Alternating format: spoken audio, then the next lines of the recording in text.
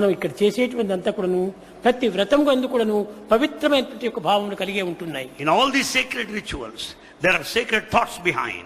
ఏదో 10 మంది యజ్ఞాలు చేస్తున్నారు మనము చేస్తామనేటువంటి ఉద్దేశంతో జరిగేటువంటిది కాదు. The yajnas are not done here in a routine way.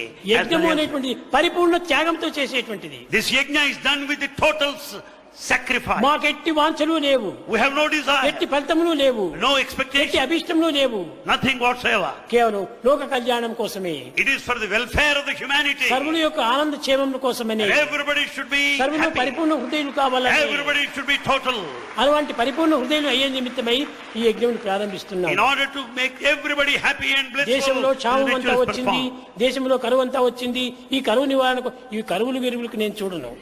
We don't go by the famine or the drought. ఏమిటి కరువులు? ఇవన్నీ వస్తుంటాయి పోతుంటాయి. They come and go. ఇలాంటి అల్పమైనటువంటి భావాలకు నేను ఏమాత్రము ప్రయత్నించను. Bhagavan doesn't give any kind of scope for such narrow things. ఏది చేసినా శాశ్వతమైనటువంటిదిగా చేయాలి. Anything that is done by Bhagavan has got everlasting effect. చేయాలి. It should have a permanent effect. పవిత్రమైనటువంటిదిగా ఉండాలి. It should be sacred. ప్రాప్తిని కలిగించేటువంటిదిగా ఉండాలి. And it should make you deserve